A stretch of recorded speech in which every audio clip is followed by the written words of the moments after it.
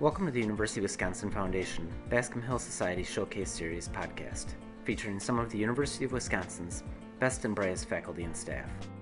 This installment features Kurt Kazmarek, Yuri Danilov, and Mitchell Tyler from the Tactile Communication and Neurorehabilitation Laboratory at UW-Madison.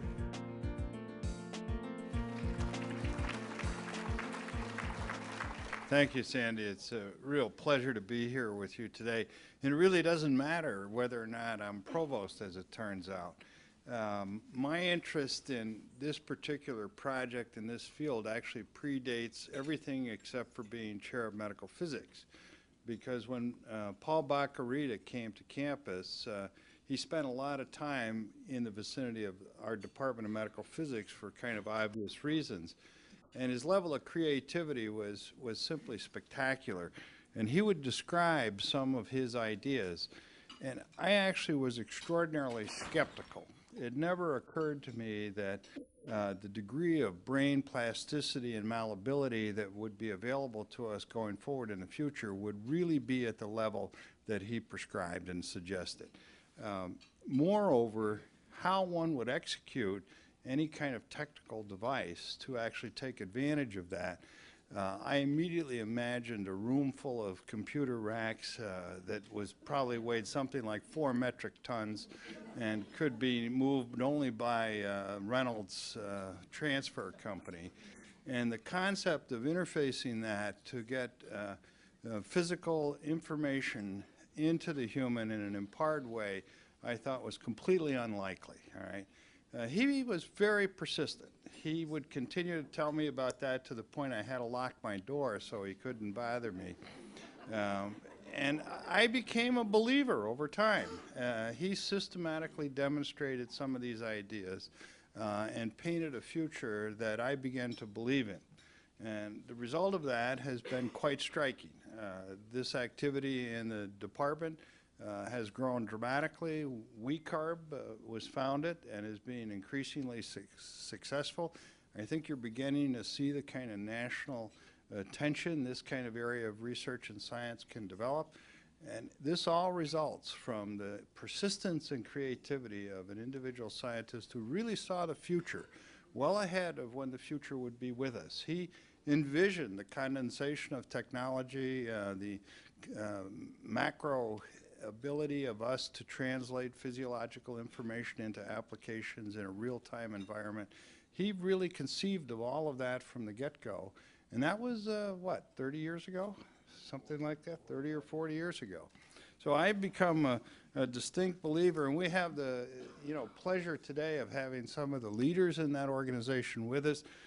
Kurt Kazmarek, you've been with it since 1992, so it was about the time I was moving over to the dean's office, as a matter of fact. Sort of the end of the medical physics part and movement into the dean's office.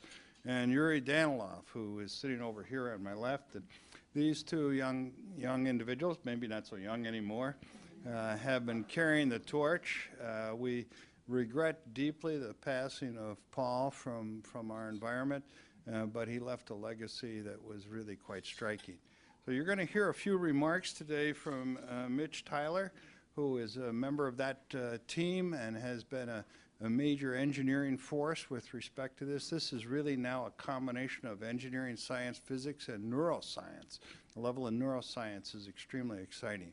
So I think you're going to hear some things that you hadn't anticipated or appreciated, and I hope you find it as attractive and endorsing as I do. Mitch?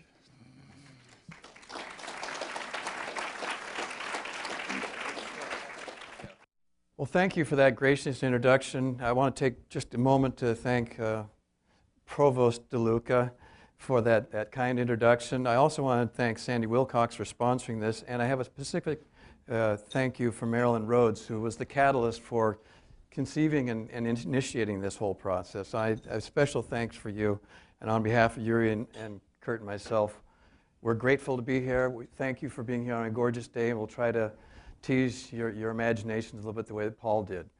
The formal title is Amazing Brain, that Plastic Brain, that and how it launched a company. My subtext is a story of 5 epiphanies, because it's really the highlights. And as Provost DeLuca intimated, Paul would latch on to an idea, and he would let it just ruminate in his brain. And he became so engaged in it that pretty soon it was just a sheer force of nature. He would get you so convinced of it, and he would just keep driving at these things that pretty soon, even as you indicated, the most skeptical and cautious of individuals, you can't help but believe that Paul was onto something. And we, by virtue of our presence on campus and Paul's incredible ability to not only conceive of these incredible ideas, but his ability to create collaborations between various disciplines that normally wouldn't have talked to each other, that we have engineers, neuroscientists, clinicians all working together on this common problem. To just borrow a quick quote from Sir Isaac Newton, we are in fact standing on the shoulders of a giant. Paul was really a visionary, well ahead of his time, and a lot of times he was frustrated with the pace of technology and science because he could see where he wanted to go. But it took all of us a while to get there. Now, fortunately, we are there, and I wanted the rest of the presentation is to specifically address how we got to where we are right now. I'm going to share some clinical data that we've just accumulated in the last year. But before we get to that point, I'd like to go forward just to give you a quick background. 1960. Conventional wisdom, based on a lot of clinical research that had been up to that point, said the brain was hardwired. It doesn't change. At only 3 points in your life would it have the opportunity to change in some constructive way. That would be when you're a newborn, somewhere around puberty, and again at about the time that you hit your late teen years. After that, you were stuck with what you have. And if there's any trauma to it, that's it. You basically have to just learn to live with it. There's no prognosis for any improvements, and you just have to learn to live with your situation. Paul's experience flew in the face of that. He was a rising star in the visual neuroscience field. He was being mentored by a Nobel laureate who had great hopes for his career. And then Paul's father had a massive stroke at the age of 69. He was recently widowed. He had a massive stroke that debilitated him to the point where he couldn't feel one half of his body, couldn't talk, couldn't feed himself, couldn't take care of normal daily activities. And after a month in a rehab facility, a residential rehab facility, Paul's brother, George, and Paul decided, Papa's not getting any better. They're not doing anything for him, and they felt it was an indignity that this revered man, who was a professor of languages at City University of New York, would be basically a vegetable. They couldn't accept that, so they collaborated to create an unorthodox retraining program to force their father's brain to start working again. After about 18 months, he was able to return to work. Remarried, lived happily for the next 7 years until he passed away from a heart attack. Now, at the time of the autopsy on his father, they revealed that 97% of the brainstem had been damaged by the original stroke 7 years earlier. Yet, he was able to function normally. He went back to work, moved to California, joined the West Coast scene, and was a fully functional member of life, of society. And this flew in the face of everything that Paul had been taught. How can this be? How can the brain change this much in such a short period of time, given the massive damage? So Paul's career took a radical left turn, or right turn, depending on your political affiliation. And he decided, well, okay, visual neuroscience is really interesting. And to the ire of his mentor, Ragnar Ganit, who was the 1956 Nobel laureate, Paul decided to go back and do a residency in rehabilitation medicine, a step down in terms of prestige. He was going back there and fixing broken people. That was just not, he was going to be the next great thing. Well, Paul reasoned that there's something going on here. There's a secret that the brain has revealed a glimpse, but how do we make that happen? So Paul started developing this theory of brain plasticity, and he felt that there are three elements to it, that the brain and the body need to have some performance requirements, okay, some functional tasks that need to perform. There need to be information exchanged from the brain to the body and the body back to the brain to perform that task. And there needed to be a pathway. Now, in the case of Paul's father, that pathway had been damaged. How then can we get this information back into the brain so it could regain its function? That was Paul's mission. That was his obsession, if you will. And he took off on an avenue of scientific pursuit to develop sensory substitution as a vehicle for demonstrating brain plasticity, a way of forcing the brain to adapt to a new set of conditions. So how would we do that? Now, let me just back up here for a sec. Sensory substitution, this is not a new concept. This is as old as civilization, right? The long cane is a perfect example. You move it around. You don't think, oh, I'm touching an object. Oh, I'm feeling the carpet. I'm feeling the wall. I'm feeling the fire hydrant. Very quickly, with training, the information that the end of the stick picks up becomes a map of the environment.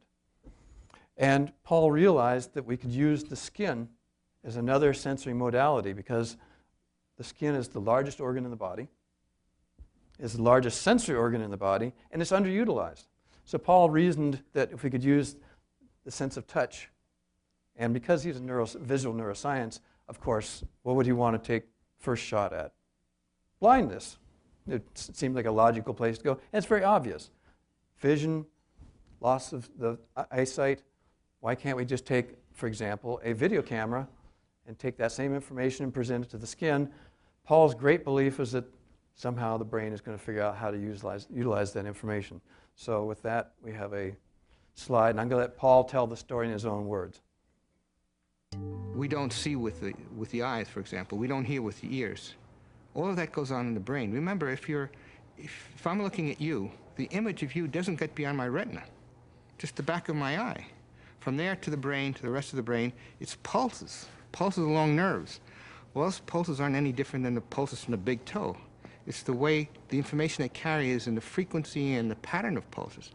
And so if you can train the brain to extract that kind of information, then you don't need the eye to see. You can have an artificial eye. His first device substituted the sense of sight for the sense of touch on the subject's back. Made from an old dentist's chair, a camera became the eyes, and the light pulses were then routed to blunted needles that delivered the pattern of the object onto the back. It's a telephone, and the receiver is to the right. So that was Paul's first technical success and a means of demonstrating that, in fact, you could communicate information from one sensory modality, from the sense of touch, to represent vision. So let's leap forward, because to do justice to Paul's story, and I don't get royalties from the book, okay, so that's my disclaimer.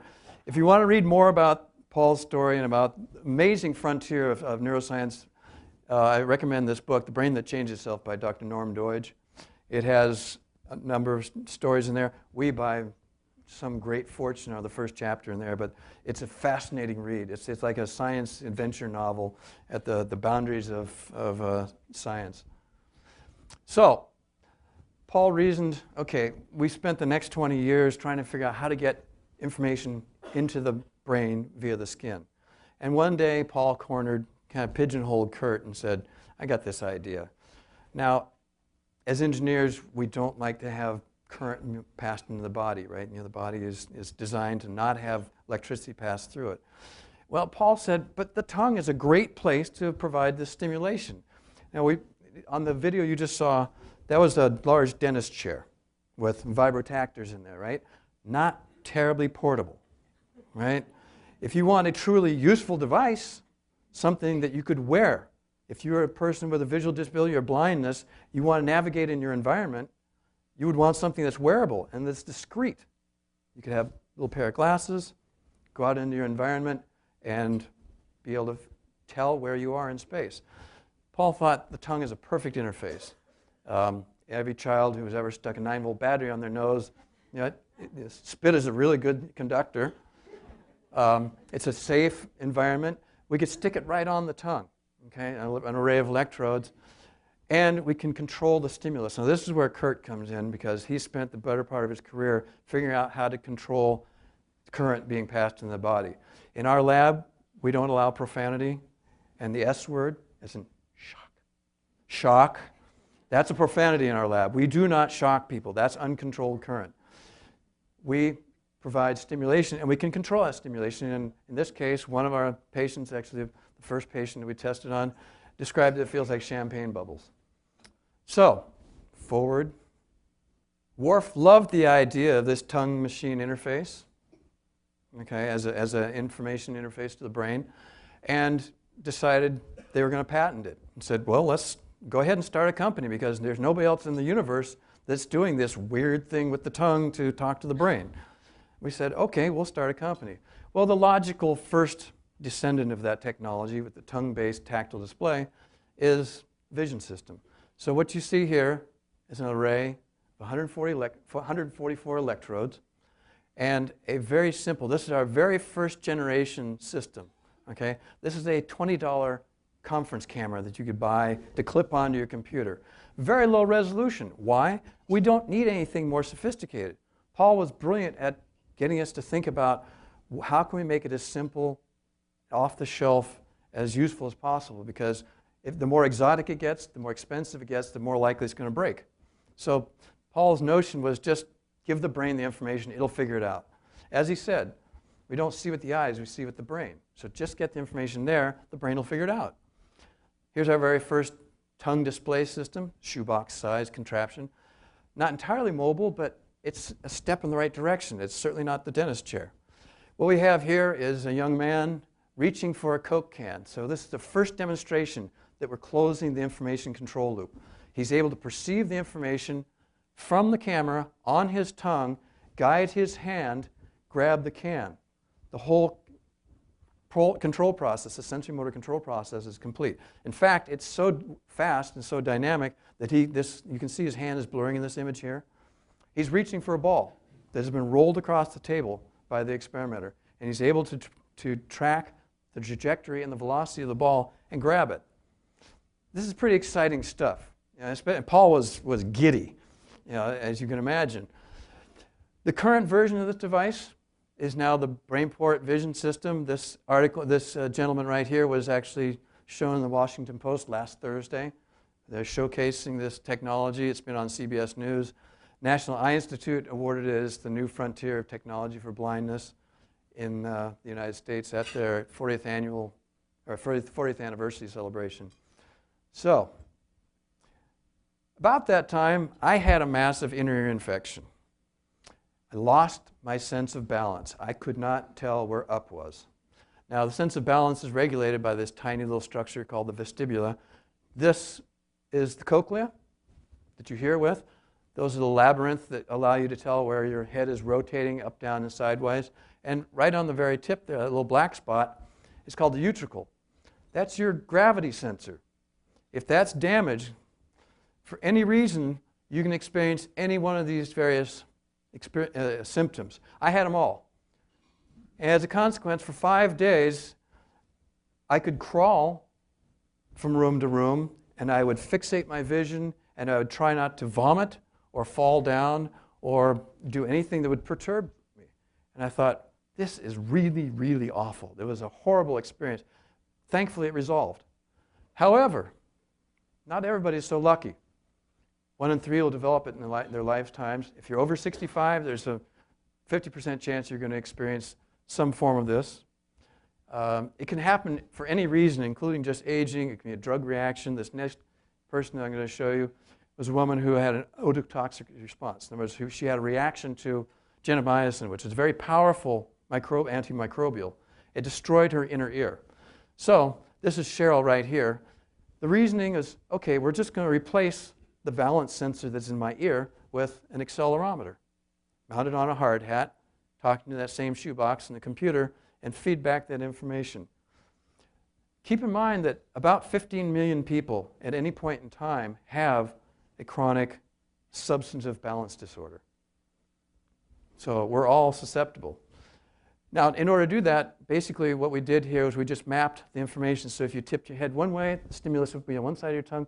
Very simple. Just imagine that you're hanging a weight on a string, and if you tip one side, the string's going to veer one way or the other. Very simple, just mapped to the tongue. In order to do that, we had to figure out how to send the stimulus to make sure that this tongue could feel it. The tongue is not a homogeneous structure. In the back, sensation isn't quite as strong. In the front, it is strong. So we had to figure out how to make that work efficiently.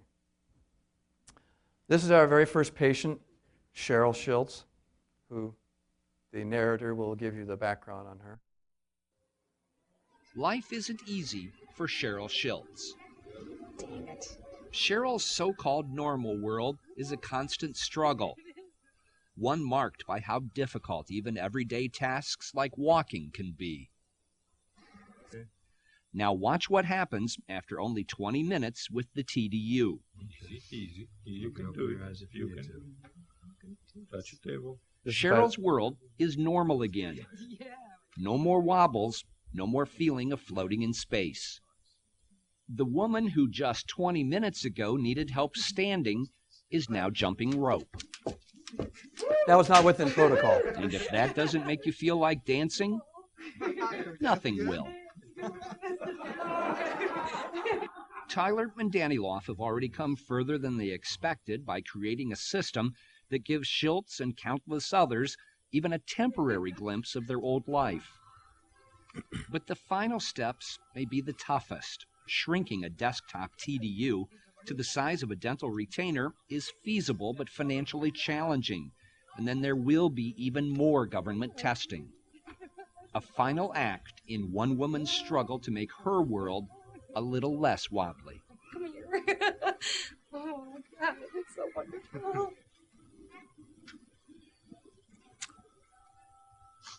So that was in 2002, okay? And as Jerry Huffman from Wisconsin Public Television just intimated on that, we had imagined that this was going to be a device that was going to have to be worn in your mouth 24/7, right? This is Cheryl, 2008. She went off of disability, went back to college, finished her undergraduate degree in rehab psychology, now is working as an advocate for other people with disabilities, and as you can see, she's functionally normal. She's also not using the BrainPort device at any time now. She doesn't need it. She effectively has regained normal function. So, how'd that happen? Well, this was a watershed. This was our fourth epiphany, if you will. The retained improvement in function was not something we expected. This was a windfall for us, if you will. What it allowed is, as they talked about in the narration, we had imagined a device that was going to be something you picked up off your nightstand, popped in your mouth, and wore it all day. And that was going to be your gravity sensor, right? Now, we can go with simple hardware, something you wear around your neck. You only have to wear it twice a day for 20 minutes to regain, kind of recalibrate and tune up your brain to regain function again. And we see this progressive, over time, accumulation and improved function. So Cheryl went from being a, quote, wobbler, unquote, to being fully functional over the course of 6 years. Current status on the BrainPort balance device, it's now been used on over 1,000 patients in the US, around the world. It's available in Europe, Canada, South America, and now in the Soviet Union. And it's in Russia. I'm going to catch hell for that later. Now, in the course of doing this research, as I mentioned earlier, Cheryl was an ototoxic. She had a very specific reaction to gentamicin. It was a very specific damage to her balance system. We realized, well, if it's working this well, how can we expand this? Where else would it work? So we went with patients like Cheryl because the whole idea was to start with something that was well-defined and well-controlled, expand that. So we went with bilateral vestibular issues that were not unique to this specific type of damage. Then we expanded that to bilateral and unilateral vestibular dysfunction, so all still peripheral dysfunction. We kept expanding our scope of inquiry to movement disorders, and at this point in time we are actually embracing cognitive and emotional effects as well.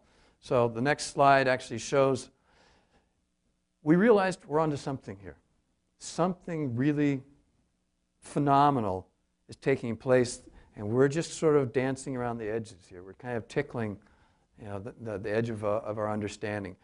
We started out here, ototoxic. So these are all problems with the sensor itself. It's a peripheral nervous system problem. These are central, so it's something more deeper in the brain. Or something that doesn't even relate to the vestibular system at all. Irrespective of the nature of the damage or the problem, including traumatic brain injury, Parkinson's disease, MS, idiopathic neuropathy, we kept seeing the same sorts of things pop up. Common observations, all these improvements, balance, steadiness, posture, gait, speech, sleep. We were training for balance, trying to improve people's ability to stay upright and not fall down and get through their day, and yet they're improving in ways we never imagined. Simultaneously, we're seeing a reduction in depression, fatigue, tinnitus, ringing in the ears. So they started realizing there's something deeper going on here. So, quick anatomy lesson, 20 seconds or less. We're stimulating two branches of the cranial nerves. That information is the trigeminal nerve and the facial nerve. They go into the brainstem. Next slide.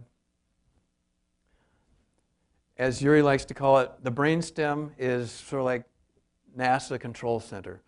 It's the most compact region of the central nervous system. It's where all of the cranial nerves converge, all the pathways going to the brain from the body, all the sensory information going up to the brain, and all the motor control signals from the brain to the body all pass through the brainstem.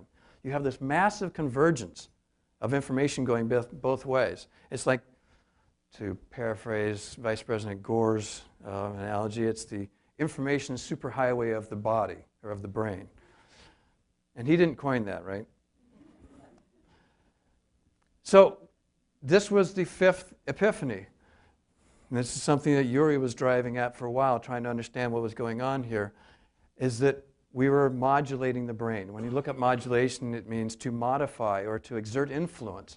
We realized that and the question was, how can this tiny little signal that we were presenting to the tongue affect so many symptoms under so many circumstances? What's the common thread here? Well, neuromodulation. We're modulating brain function. So we thought, okay, well, if this tiny little signal from this balance device is having this effect, let's amp it up. Let's make the whole thing, put it on steroids and make it work even better. So we use a new stimulation routine on a different type of display. And we're actually now injecting about 1.3 million spikes, little tiny electrical stimulation to the brain to create action potentials, excite the brain, get all the healthy tissue firing together, synchronizing it, making it work, and enforcing this cooperation within the brain. As Mike Merznick, who is another one of the leading neuroscientists, and he's represented in the book here, if it fires, it wires. Getting the brain to talk to itself in a coordinated fashion.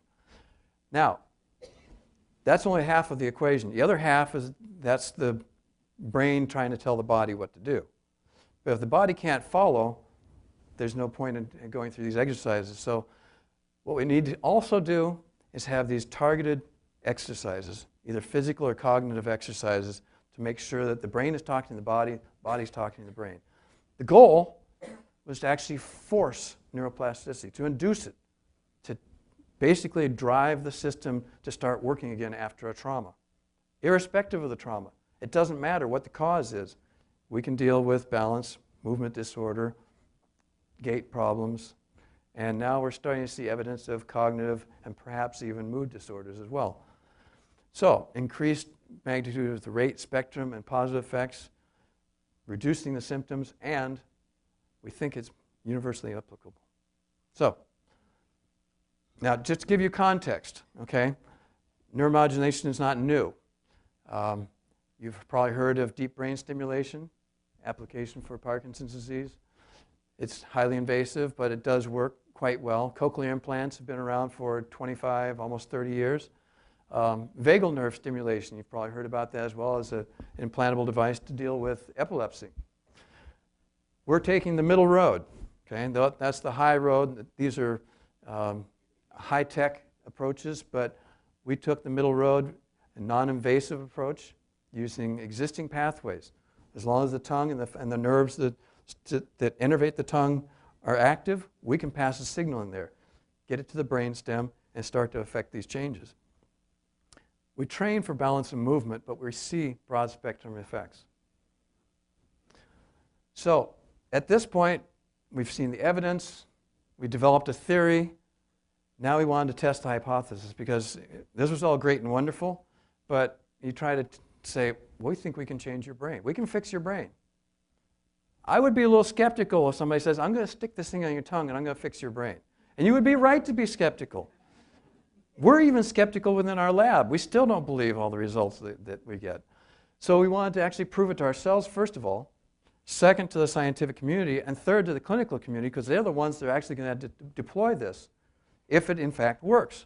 So our very first exercise was to just see, can we see changes in the brain in response to the stimulation? Well, that took a number of things. We wanted to actually use this, a modified training regimen, modified stimulation. Will we see improved function that relates to changes in the brain? That's the second part. I mean, you can stimulate the brain, maybe it lights up or does something different, but does it mean anything? Does it improve function in the real world? And we also had to develop new techniques for imaging the brainstem, because the technology at the time was there, but the specific techniques were not developed, so we had to actually do that. So next slide. This was a very exciting day for us. This was our first collection of results from last summer. What we have here, this is the brainstem. This is the anatomical diagram of the brainstem here. The red indicates the greatest increase in blood flow. Increase in blood flow in fMRI, it's called a BOLD, or blood oxygen level detection, indicates increase in blood flow. Blood flow is correlated with increased activity. What we see here is these regions are all increasing activity, and they correspond to this huge network of control circuitry in the brainstem.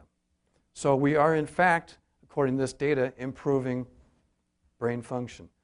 The next video is going to show something about, now before you actually run it, this individual was a high-salaried sales executive until 6 years ago when she had a car accident, traumatic brain injury, severe damage to her brain, cervical vertebrae were damaged, crushed nerves. She experienced balance problems, movement problems. She's unable to use a cane because she doesn't have enough limb control to be able to lean on the cane without worrying about falling down and hurting herself.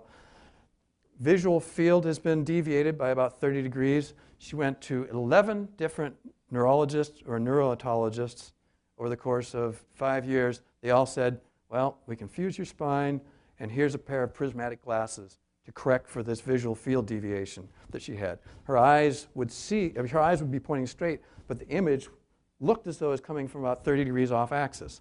She had to wear a pair of prismatic glasses to walk around in the environment and hang on to somebody's arm or to a wall because she couldn't trust using a cane. So, this is one of the tests we do. It's called the dynamic gait test. This is just a simple walking task, something we all take for granted. She is unable to make even the simplest movements through her environment. This is her after 48 minutes. She's not only walking straight, she can look down, look up, and navigate around these cones. And this is 5 days later.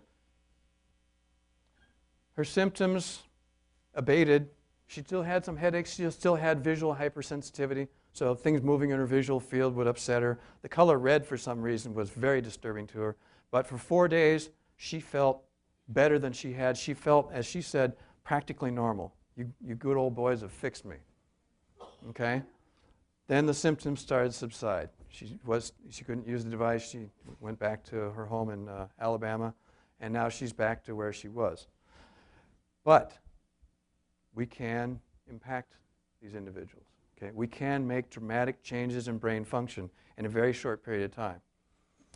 So that leads us to the next study. We thought, okay, this is fantastic. We are able to make significant changes in the brain. let's try this on another population that is underserved. There is no cure for MS. There's no treatment even for the symptoms except for one pharmacological agent, and I'll reveal that at the end. We want to test this on a target population and see if we can deal with it, because people with MS have a lot of the same problems with balance, gait, movement control, and tremor. So it's a test case to see how extensible this technology is. So go ahead. Again, the gait test that you just saw the lady performing before, this is day 0. This is 2 weeks later. This is the score from 0 to 25. Everybody makes an improvement over time. What I want you to give your attention to over here is the group average started at about 10. Significant dysfunction. Group average at the end of 2 weeks is at 20. Anything below 19, or above 19 is considered a clinically significant improvement and avoidance of falls. On average, the population improved 9 points on a 24-point scale. That's unheard of. 1 point is considered clinically significant. This is a 2-week intervention with patients with MS. The average duration that they'd had the MS was 8.6 years. Since diagnosis, the symptoms had probably been well before that. This is busy, but this is the most exciting for me. I'm getting chills just looking at it right now, not because I like red and green. On the red is the response. This is a survey that was conducted. It's a validated survey for MS symptoms. It has 29 questions on this questionnaire. The patients filled it out before their training and at the end of the 2-week intervention. The score goes from how much this particular indicator, whether it's a physical task or limits on socializing, sleep, it scores it from not at all affected by MS to extremely affected by MS. As you can see, every single indicator here, in the red, the black dot is the mean for that population, for that group. After 2-week intervention, on average, every one of these indicators improved. Okay? This is not only statistically significant, which is good, but clinically significant because if you take that bar, use your thumb and hold it up between any 2 sets of boxes there, say that box and that box, what we see is an improvement that is phenomenal. This is unheard of. 29 different indicators: balance, just uncoordination, depending on others, slowness, bowel and bladder control. This is a really big issue. Sleep, concentration, all of these improved. Any one of these would be reportable in the Journal of Neurology. We have 29 of them to report. So as you can imagine, we're kind of excited about this. I want to show you another video now. Pharma. Fampridine is the one drug that is approved. It improves function a little bit, but it has some pretty nasty side effects. It only works in about 35% of the population, and it costs a mere $10,000 a year. This individual came into our laboratory. He has MS. He was an electrician by trade. He's performing the gait task as well, but he can't walk. He needs to use the walker. You'll notice his right hand and the walker keeps veering off to the left because his right hand is tremoring to the point where he can't control it. 12 days later, he's not using the walker. His gait still has some anomalies, but he's able to perform the task. This is an enormous improvement in the quality of life for him. Before, he would not have been able to step over this box. He's also using his right arm and is able to maintain balance and gait. He's able to use both feet going up and down the stairs. Before that, he would hike himself up, 1 foot, hike up, 1 foot, hike up. He's also using his right hand to balance himself, to grasp things. His right hand and right arm were basically useless to him when he came into our lab. It's still an effort. He's not cured, but he has made tremendous improvement in 2 weeks. This in itself is most important. This is his right hand. He's right-handed. He's able to wad up the piece of paper and throw it. So that's where we've been. These results I just showed you for the MS patients, we just finished that study 6 weeks ago. So now, where are we going from here? And that's an appropriate question. Well, this diagram is a little busy, but I want to point you to, so this is how far we're going, and this is where we're going, okay? We have demonstrated that vestibular and postural dysfunction, we went from feasibility, technical development, the device is now in a company, it's being manufactured, it's being tested, it's going through FDA clinical trials right now. We have just finished the MS study right here. We are poised to start an at-home study, okay? A lot of the leading journals right now are advocating for not just the clinical intervention in the clinic, but for at-home training. It represents a huge breakthrough for us because now people don't have to come in to get therapy once a week, once every 2 weeks. They can take the device home and actually continue their therapeutic interventions on out as long as they need to and maintain quality of life. So we've, at this point here, we're just ready to start a Parkinson's study as well. Traumatic brain injury, stroke, cerebral ataxia, we are poised to start these studies as well. We're at the verge. We've proven to ourselves and we've proven to some of our skeptical colleagues that this is possible. So we want to go forward. Who's affected by this? And why is this important? Well, here's the numbers. We've already dealt with multiple sclerosis, Parkinson's disease, stroke, traumatic brain injury. These are the economic impact on the United States, just in direct dollars that can be accounted for. So if you look at these 6 diseases, or just these 6 diseases right here, 20 million people roughly, and $260 billion a year. That's direct costs. It does not take into consideration the indirect cost of a loved one or a care provision that's not being paid for by Medicare or Medicaid. It does not consider the loss of income or the impact on the economy. This is direct medical care costs. Imagine what we can do if we can take 1/10 of 1% of that away and impact the quality of life and make some sort of a reasonable, profitable industry out of this. So we have 5 primary tracks that we are proposing in our lab in order to move this technology forward. First and foremost is to formalize the therapeutic intervention. We need to move forward and understand how the therapy needs to be applied, optimize it for the particular disability, modify the stimulus, because what works for Parkinson's disease may not work for MS. We are ready to go with a 3-month intervention right now. In fact, the Human Subjects Committee on campus is reviewing our protocol. We've gone from a 2-week intervention to now we want to extend that to have a 2-week intervention plus an at-home training program with, and I'll show you a slide of this, a device that looks like this.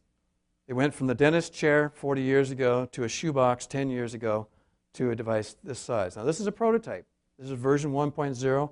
This was actually funded by a grateful patient who helped us develop the technology to this point. We're ready to go. Multiple sclerosis, Parkinson's, stroke. Now, if you'll indulge me for a moment, I have a particular passion for traumatic brain injury. Military traumatic brain injury is a huge issue for us right now, irrespective of your opinions on the war. It's still coming home to roost with us.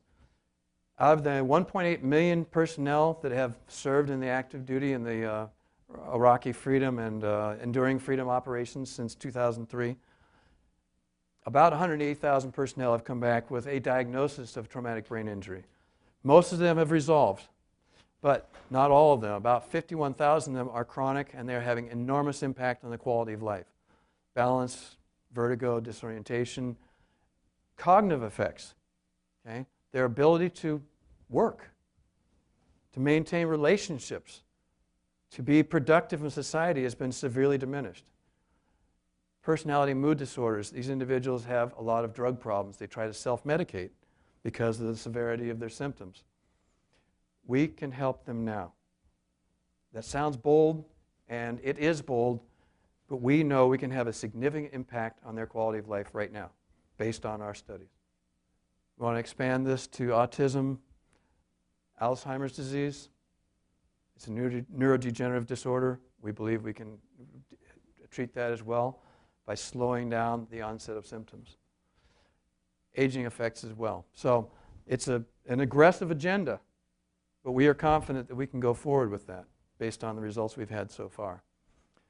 Now, in order to do this, we're going to need help. We're 3 guys in a lab over in the med school. And we want, this sounds grandiose, but we want to change the world. Going to need a whole lot of help, okay? So we want to establish, and we've been talking with the administration, making the first initiatives to establish a center of excellence on the campus, within the university, within the existing departments, but intentionally forging collaborations between departments that traditionally have not been all that involved with each other. Now, there's a lot of steps we have to go through to get there. But the benefit of this is that we can take it out of our lab, get into the clinic, into clinicians' hands, into the home, start having a standard training regimen, increase the access to the technology, and to start propagating this in waves from the 3 of us to a clinic on campus, to other clinics on other campuses, into the clinic in your neighborhood. Again, ambitious, but it's the only way this is going to get out there and start changing the world. Obviously, this funny-looking little cocktail stirrer, if you will, needs to evolve to the next generation. We need to develop this, the next step, probably 2 generations. We need to license the technology and get it developed so that it's ready to go into commercial production. It's going to need regulatory approval. This is not going to happen overnight. But this is the pathway towards getting this device commercialized. When it does become commercialized, we will be positioned to go into the $2 billion a year neuromodulation market. Okay, it's huge and it's growing. Again, 3 guys in the lab, neuroscientists and engineers. We want to expand our understanding of what's going on at an underlying level. What's actually happening at the brain, at the cellular level, at the synaptic level. How are these global changes being affected? How can we optimize that process? How can we maximize the benefit with the least amount of intrusion on your life? We don't know. That's a 4th arm that we need to pursue in order to develop our understanding of the comprehensive effects of this stimulation. We have not seen a single adverse event in all of our 11 years now of research with this device. So somehow we're making the brain better. So far, there's no downside. We have a number of theories about that, but I won't go into detail on that right now. The 5th track, if Paul were here, he would be grinning. And you probably know that smile when he got that look in his eye like he's pursuing something. We have been told by people who are very knowledgeable in this area that we are actually stimulating regions of the brain, and specifically 4th ventricle of the brain, that is responsible for, it's the birthing ground or the breeding ground for undifferentiated stem cells that will eventually become neural tissue. It's possible. It's still a long ways out there, but it's possible we could start to work with people who are doing stem cell research, have our device help not just fix broken brains in terms of retraining the existing tissue, but actually grow new healthy tissue. It seems kind of fantastic, I agree, but people that are much smarter than we are about these things seem to think that there's a lot of promise there. So maybe that's Epiphany 6. Just to, again, context, we are working with colleagues in biomedical engineering, neurology, departments all over campus. We have a number of colleagues. So I misspoke in a way in that it's not just the 3 of us. We actually have intensive collaborations with a number of departments and colleagues on campus in order to push this forward because we can't do it alone. There's so much to be learned. We're also collaborating with the leading neuroscientists. Again, a little plug for the book here. Mike Merznick at UCSF has developed this a new way of, the chapter is called Building a Better Brain. And Pasquale Leone is a new rising star in neuroscience at Harvard. Yuri was just out there 2 weeks ago in his lab. We're working out a collaborative relationship. He was here for the inaugural lecture for the Paul Baccarino Memorial Lecture Series. Anne-Marie Spiteau at Montreal, he's a leading researcher in fMRI. We also are getting a lot of inquiries, literally every day, from either patients or colleagues around the world. So other people are sensing that we've tapped into something pretty vital here too. So stay tuned. We've got some exciting news to share with you in the future. We would be remiss to not thank at least a partial list of the people who have gotten us to where we are right now. It's much more extensive than this. This is just the people that we have had immediate impact, have immediately impacted our work, as well as the graduate students that have worked with us. This could be pages of people that got us to where we are right now. And the funding that got us to this point are numerous. We would not have gotten here without the gracious funding of the federal and private foundations. So, capping things, right on time. We have developed a therapeutic toolbox. It's still primitive. We've demonstrated it in one clinical population. We've got small numbers in 3 other populations. We see the extensibility. So far, we're the only ones that are doing this. So we think we are really well positioned to move this forward. And the thing, as you saw with Cheryl or with the other patients, is that we get big dividends. Every time we get a hug, it's worth $1 million. It's the best thing in the world to have somebody crying and hugging you, and they can't hold the video camera because their spouse is walking down the hallway.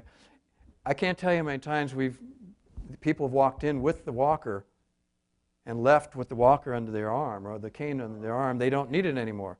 In fact, Cheryl, the very first patient you saw, the balance patient, she gave Yuri her cane. Said, "I don't need this anymore. I'm cured." Technically, she's not cured. What we have figured out how to do is to retrain her brain to assume normal function. And with that, Gary Larson cartoon, even scientists need to have fun. And did I hear the ice cream truck? Oh, there's dessert on the table. So at that point, thank you for your attention. Thank you for your interest. And I will switch off here, and we are more than willing to take questions. Thank you.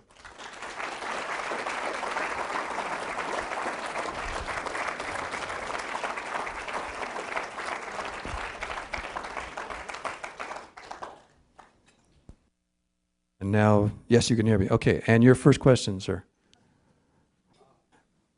Actually, I'm going to ask you to repeat your comment, and so that everybody in the audience can hear this. I'm a veteran as well as Yuri, so this is a personal issue for us. We have a certain passion.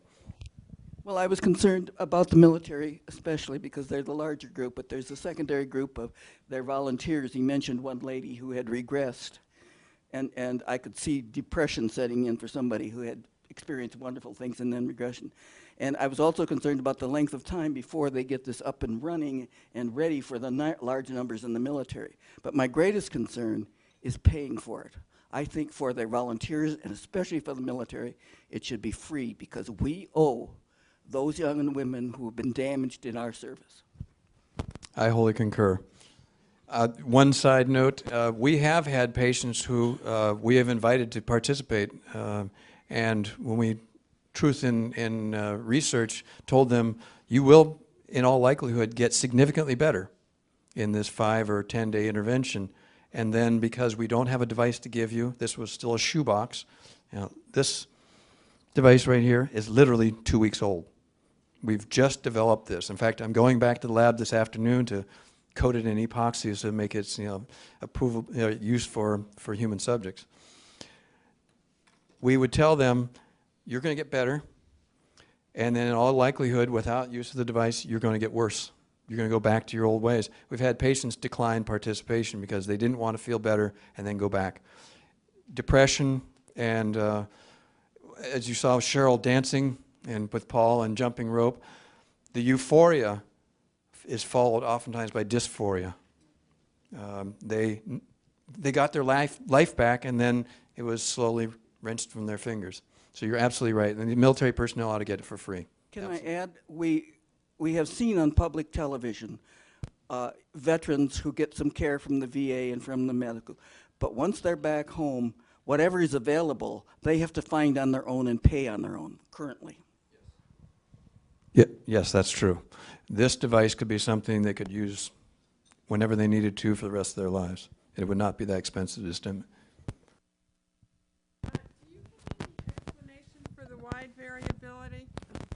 Do you have any explanation for the wide variability in, the patients that are treated with this? For example, I remember the chart on the MS patients. Yes.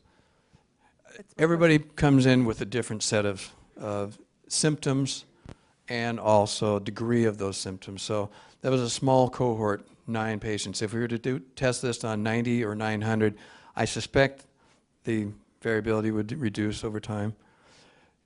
And our therapeutic intervention is still imperfect. Yuri, you want to speak to this? Yes, it's very important because every patient is unique. If you probably notice, there are no similar patients, even with simple problem. When people coming with multiple sclerosis 5 years, 17, 23 years after onset of the symptoms, they coming in a different condition. And one of the component, we can talk hours about this and why it's working and how to make it better, but for each patient, we're designing specific training protocol. So in the 10 years, we developed a set of rules that technology have to be adjusted to each patient. So because even with this, first of all, MS, if you know, it's multiple sclerosis. It's a very complex disease. There are 4 different types of disease, and in each type you have 8 degrees of difficulties. Okay, so 0, the 1 is easy, and 9 people even cannot sit in a chair straight. So if you notice on the one of the picture when Mitch showed the dynamic gait index, everybody improved except one patient, and this one patient was in a chair. She was not capable even sit straight. She dramatically improved during 2 weeks of training, but not for gait, but to keep the body straight. So that's why each symptom have to be evaluated specifically and scored. And it's different. The answer is simple because all patients are different. That's why variability between them. We can take 2 more questions. Just as you were sort of intimating, you're talking about this treatment being very effective over an extremely broad range of problems. Yes. Okay. No, I try to explain it's very simple because I'm basically in the last 10 years I try to answer the same question every time. Well, I'm modifying my answer, but the question is very simple. So you deliver on the tip of the tongue few million electrical impulses, right? On a depth of 300 microns, electrical stimulation transferred to natural normal spikes. These spikes, million of them, coming to the brain, and then what? They spreading in the brain across connections, because major function of the brain is connections. These million spikes have to do something, right? They're going from one point to another. They're not just stopping on the neurons, they're transferring to neighbors, neighbors, and neighbors. We have preliminary data showing that in about 600 milliseconds, all brain is responded on a tongue stimulation. What does it mean? Now try to imagine that you're pumping the air in a flat tire. So now you're pumping spikes in the brain. And what's happening? Because in the last 30 years, people showing on the different models that if neural circuitry is exercising, it's become better. You know general principle of the brain, use it or lose it, right? If you look on the population of Alzheimer's disease or dementia, people who start to lose the memory, what's the major treatment for them? Entertainment. Okay, in all centers who are working with Alzheimer's, major approach to keep the brain busy. But how you do it? You ask people watch the movie, they solve the Sudoku puzzles, crosswords, and so on. We are using another door, physically pumping in the brain millions and millions impulses. And when this impulse is coming through the neural network, that improving quality of transduction, strengths and number of synaptical endings, and just improve the functional networks. If you have specific problem, like balance problem, you stimulate the brain and exercise a balance. And that's why circuitry that in the same time activated getting better. If you're working with Parkinson patient with hand tremor during stimulation, circuitry that's responsible for hands is getting better. If you're working people who have a memory problem and you do during stimulation memory exercise and solving different problems, you improve the memory circuitry. So that's why our technology looks like not dramatically universal, but it can be applied in many different directions. And based on this principle, you can easily see that we can help kids with learning disabilities, autistic kids where the brain is not developed. You can work with Alzheimer patients or memory loss patients, because when the brain starts to degrade it naturally or with a result of age-related disease, or you can work with traumatic injury and stroke. That's what you see here. So we showed you the examples how it's working. Did I answer your question? Good. Oh yeah, well sure.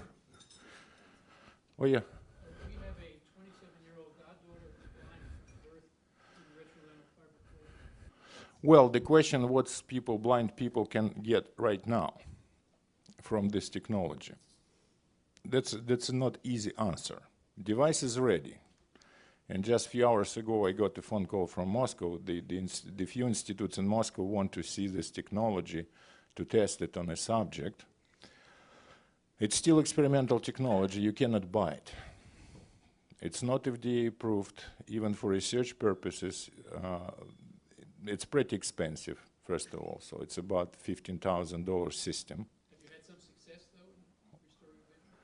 Well, you have to understand, it's not restoring the vision, it's a replacement the vision.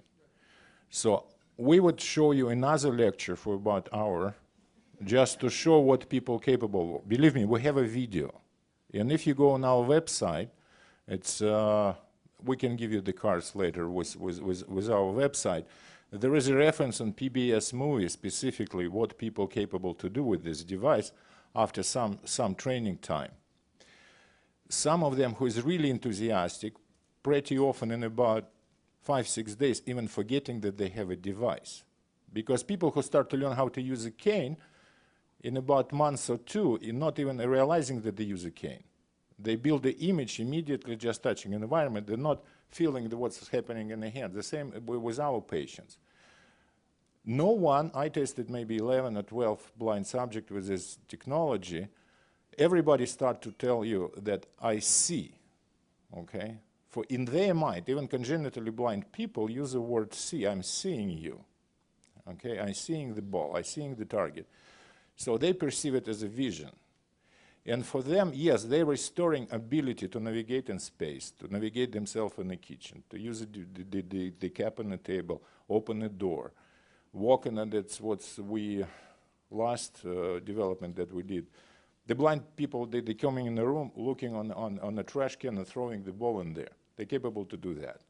Is it a vision restoration? Definitely not. It's replacement. It's substitution. It's definitely give the freedom and ability people to navigate themselves in space. How far we can go with this technology, we even cannot predict. Because in our shelf, there is some project how to make the color vision, how to use the stereoscopic vision. So it's potentially possible, but it's need to be developed. I'm being told we need to be respectful of the clock, and so we will all be here afterwards. Thank you again for your attendance, and thank you for inviting us to present to you today.